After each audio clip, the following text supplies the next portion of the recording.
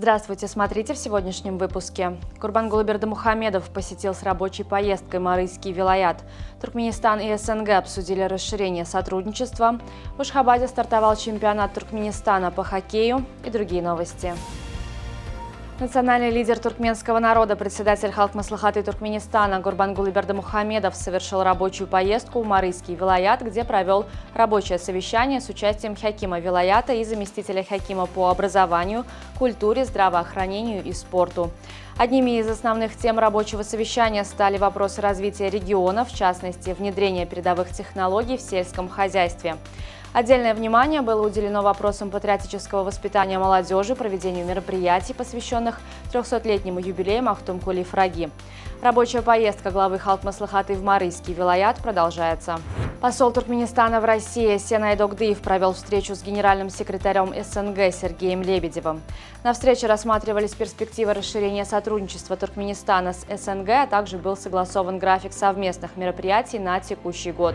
Делегация Туркменистана во главе с заместителем министра промышленности и строительного производства страны приняла участие в работе третьего форума по минералам будущего в Эр-Рияде.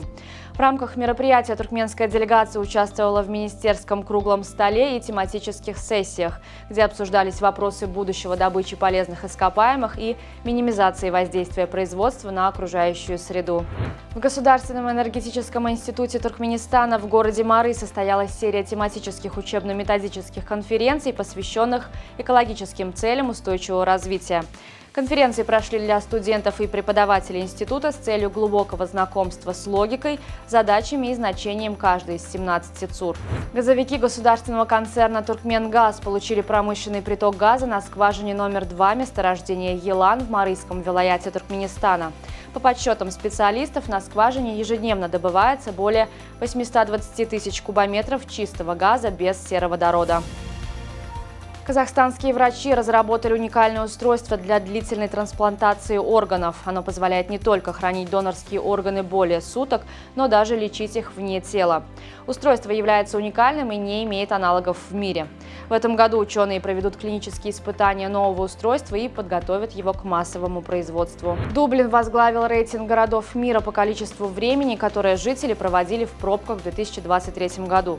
В прошлом году жители ирландской столицы потеряли в пробках 158 часов. Затрачиваемое на дорогу время увеличивалось на 66% по сравнению с ситуацией при отсутствии трафика, что также стало рекордом среди различных городов.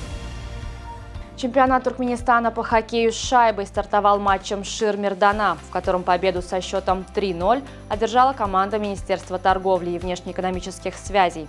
Встречу национального первенства принимает ледовая арена зимнего спортивного центра «Галкан». Также для проведения игр планируется задействовать ледовые арены Национального олимпийского спортивного дворца и спортивного комплекса зимних видов спорта. Стартовый матч Кубка Азии в Катаре с участием хозяев турнира и сборной Ливана доверен отработать ирландскому арбитру Алирезе Фагани. Для Фагани этот турнир станет уже третьим по счету, и матч Катара против Ливана 8-м на Кубках Азии. В помощь Фагани назначена международная бригада из Австралии и Республики Корея. Впервые в истории турниров АФК в роли помощника ВАР будет работать женщина-арбитр Маргарет Джейсвич из Австралии. Напомним, Кубок Азии по футболу стартует в Катаре в пятницу, 12 января. Катар и Ливан проведут первый матч турнира на стадионе Лусаил в Дохе. Стартовый свисток прозвучит в 23:00 по ашхабадскому времени. На сегодня это все. Желаю вам хорошего завершения дня. Увидимся завтра. И не забывайте, что Туркменпортал – ваш самый надежный источник новостей.